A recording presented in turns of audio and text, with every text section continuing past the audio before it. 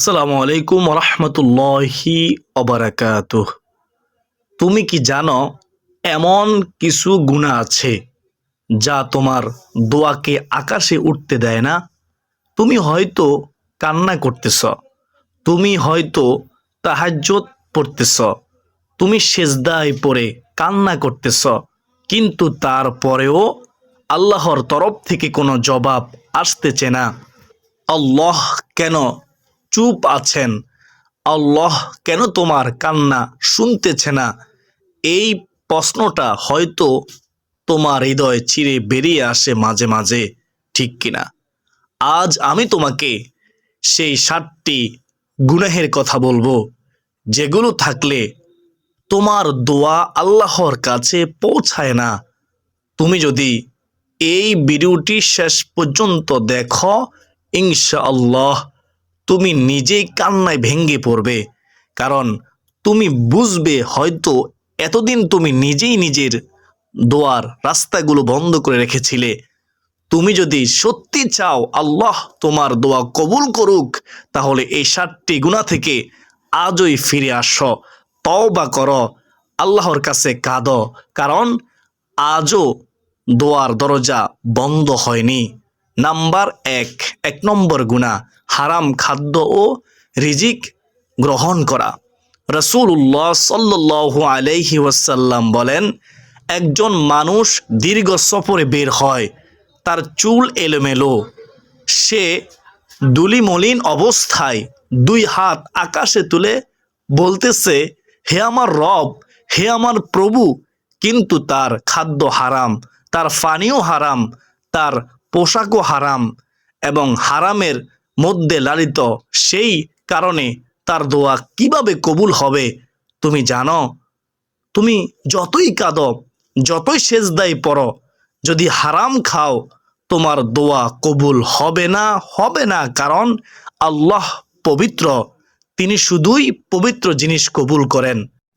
তুমি যদি জানো না তোমার ইনকাম হালাল নাকি হারাম, তবে আজই হিসাব নাও, আজই ছেড়ে দাও সুদের চাকরি, ঘুষের টাকা, হারামের ব্যবসা। 2 নম্বর গুনাহ হচ্ছে পিতামাতার অবাধ্যতা। পিতামাতার দোয়া আর অভিশাপ, এই দুইটি দুনিয়াও বদলে দেয় আর আখিরাতও বদলে দেয়। রাসূল সাল্লাল্লাহু আলাইহি ওয়াসাল্লাম বলেন, 3 জনের দোয়া ফেরত দেওয়া হয় না, তার মধ্যে একজন হলেন পিতামাতা। তাদের সন্তানের জন্য যা দোয়া করেন। এখন যদি তুমি এমন সন্তান হও যে মায়ের মুখে তর্ক করে, বাবার সাথে চিৎকার করে কথা বলো, তাহলে ভাবো সে বাবা মায়ের অভিশাপে হয়তো মহান আল্লাহ তোমার দোয়া ফিরিয়ে দিচ্ছেন। তুমি হয়তো কারোর সামনে কান্না করতেছ, অথচ সেই মা হয়তো অজান্তে কেঁদে বলতেছে, হে আল্লাহ, আমার ছেলেকে হেদায়েত দাও। আজকেই তাদের কাছে গিয়ে মাপ চাও, ক্ষমা চাও, সময় থাকতে আল্লাহর কাছে গিয়ে তওবা করো। কারণ তারাই হলো সেই মানুষ যাদের পায়ের নিচে তোমার জান্নাত। 3 নম্বর গুনাহ হচ্ছে হারাম রোজগার করা। তুমি দিনে 5 বার নামাজ পড়ো, তুমি রোজা রাখো, তুমি দোয়া করো, কান্না করো, কিন্তু তারপরেও আল্লাহর দরজা তোমার জন্য যেন বন্ধ। ভেবে দেখেছ তুমি যে রুজি উপার্জন করো সেটা কি হালাল, নাকি সুদের মিশ্রণ আছে, নাকি অন্যের হক মারার মধ্যে দিয়ে রোজগার করেছ?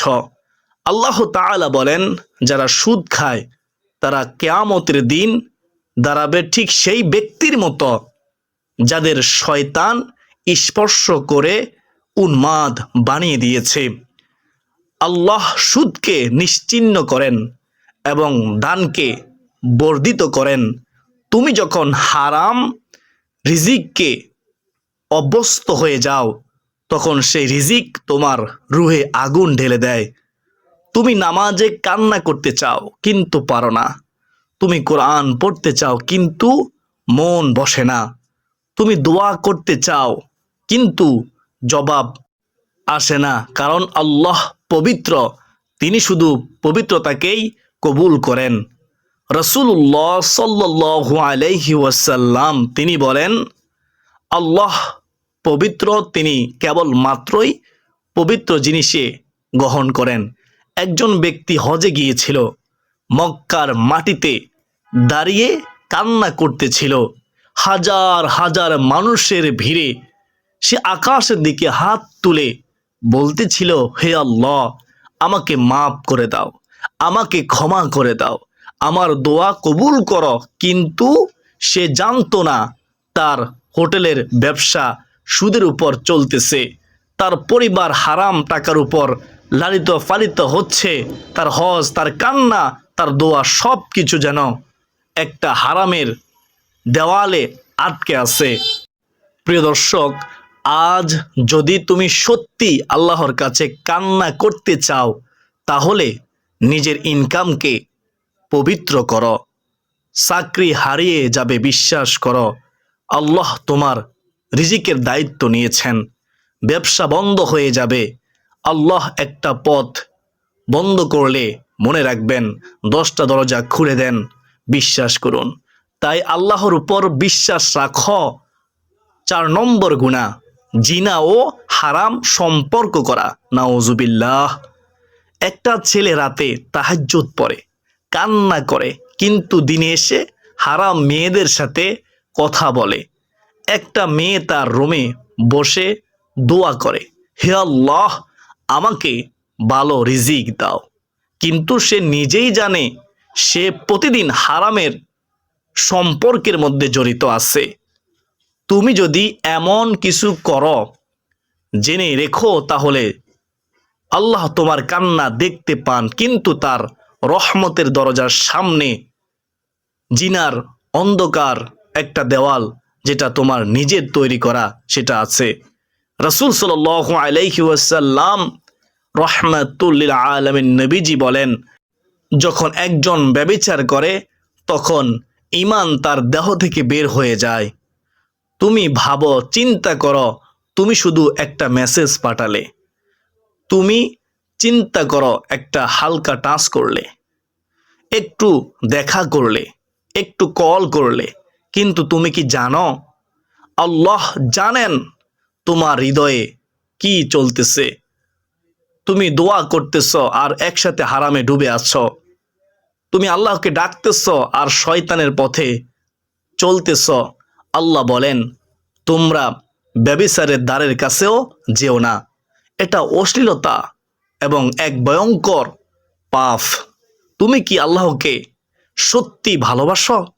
তাহলে কেন তুমি এমন সম্পর্কে পড়ে আছো? কেন পড়ে আছো যেটা তোমার দোয়া কবুলের পথে বাধা হয়ে আছে? আজ যদি তোমার মোবাইলে চার্জ শেষ হয়ে যায়, তুমি সাথে সাথে চার্জে দাও, তাহলে তোমার ঈমান মরে গেলে তওবা নামক চার্জার দিয়ে কেন ফিরিয়ে আনো না? কেন ফিরিয়ে আনো না? আজ সম্পর্ক থেকে বের হয়ে আসো, আজই ব্লক করে দাও সে হারাম মানুষটিকে। যে সম্পর্ক তোমার আর আল্লাহর মাঝে দেওয়াল হয়ে দাঁড়ায়, সেটা ভালোবাসা না, মনে রাখবে সেটা শয়তানের পথ। তওবা করো, ফিরে আসো, কারণ আল্লাহ এখনো তোমাকে ডাকতেছেন। 5 নম্বর গুনাহ, নামাজে গাফলতি করা। নাউজুবিল্লাহ। তুমি হয়তো দোয়ার জন্য 2 হাত তুলে বলো, হে আল্লাহ, কিন্তু আকাশ তখন চুপ। তুমি চিন্তা করো না কেন? কারণ তুমি হয়তো সেই বান্দা যে দিনের পর দিন নামাজ ছেড়ে দিয়েছ। নামাজ যে দোয়ার প্রথম শর্ত, তুমি সেই শর্তটাই পূরণ করনি। আল্লাহ বলেন, সফল হয়েছে মুমিনগণ যারা তাদের নামাজে খুশু রাখে। আর যে নামাজ থেকে গাফেল থাকে, দুর্ভাগ্য তার জন্য। একবার চিন্তা করে দেখো, তুমি দিনের পর দিন দোয়া করতেছ, অথচ ফজরের নামাজে ঘুমিয়ে থাকো, আসরের সময় দোকানে বসে থাকো, মাগরিবের সময় তুমি মোবাইলে গেম খেলো, সময় নষ্ট করো, সিরিজ দেখে সময় নষ্ট করো। তুমি দোয়া করতেছ, কিন্তু আল্লাহ তো বলতেছেন নামাজ তোমার আমার মাঝে সেতু বন্ধন। যে সেটা ভেঙে ফেললো সে কি করে আমার কাছে কিছু চায়। রাসূলুল্লাহ সাল্লাল্লাহু আলাইহি ওয়াসাল্লাম বলেন, নামাজ হচ্ছে দ্বীনের স্তম্ভ। যে এটি প্রতিষ্ঠা করলো সে দ্বীনকে প্রতিষ্ঠা করলো, আর যে এটি নষ্ট করলো সে দ্বীনকে ধ্বংস করলো। তুমি যদি দিনে 5 ওয়াক্ত আল্লাহর দরজায় না যাও, তাহলে আল্লাহ কেন তোমার দরজায় আসবেন? যে নামাজ আজ কষ্ট লাগে, কাল সে নামাজ হবে তোমার জান্নাতের পথ। তুমি আজ যদি ঘুম ভেঙে ফজর পড়ো, তোমার দোয়ার জবাব উঠবে আকাশে, আল্লাহর আরশে। তওবা করো, নামাজে ফিরে আসো, কারণ নামাজ না থাকলে দোয়া আকাশেই থেমে যায়।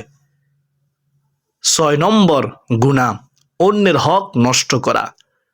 তুমি কি জানো তোমার একটা দোয়া হয়তো আল্লাহ কবুল করতেন, কিন্তু কারো হক নষ্ট করার কারণে সেই দোয়ার দরজা বন্ধ হয়ে গিয়েছে।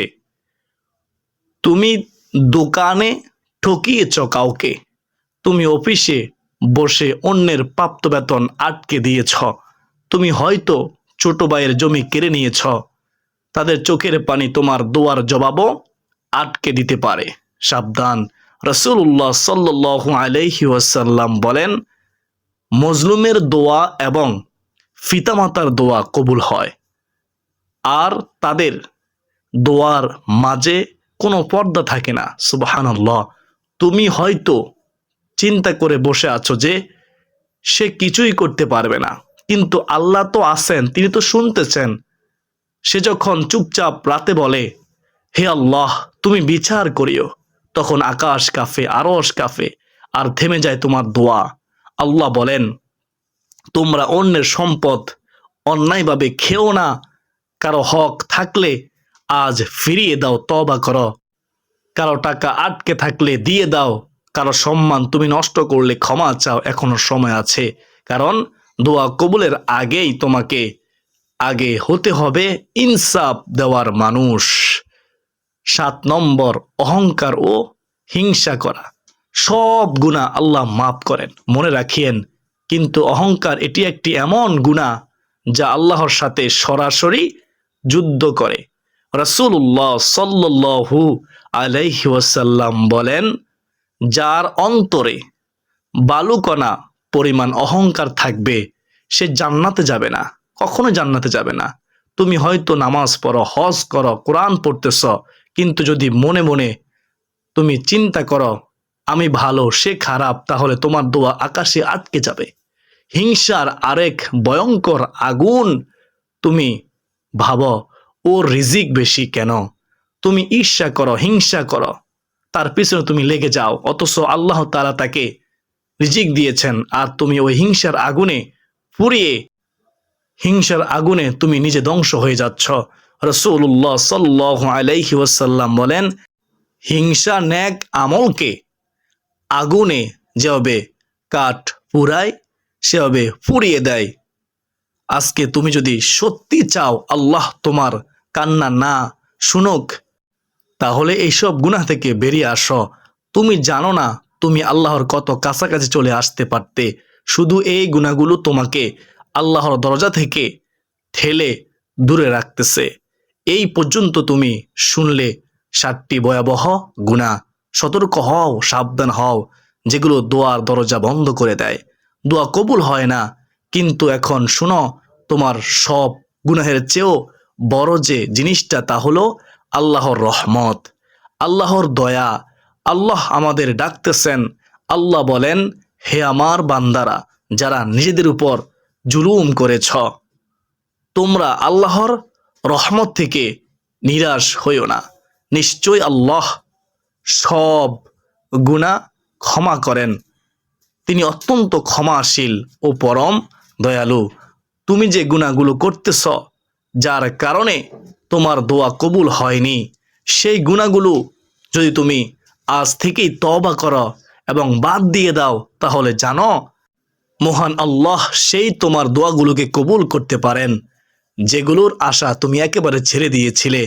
রাসূলুল্লাহ সাল্লাল্লাহু আলাইহি ওয়াসাল্লাম তিনি বলেন, যখন বান্দা তওবা করে আল্লাহ এত বেশি খুশি হন, যেমন একজন মানুষ মরুভূমিতে তার উট হারিয়ে ফেলে আবার ফিরে পায়।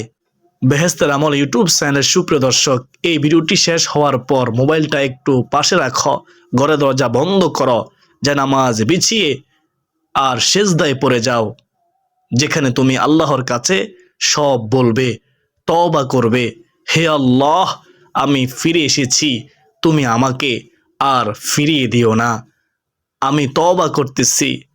আর দেখো তোমার সব দোয়া, তোমার চোখের পানি, তোমার দীর্ঘ নিঃশ্বাস আকাশ ভেদ করে আল্লাহর কাছে পৌঁছে যাবে।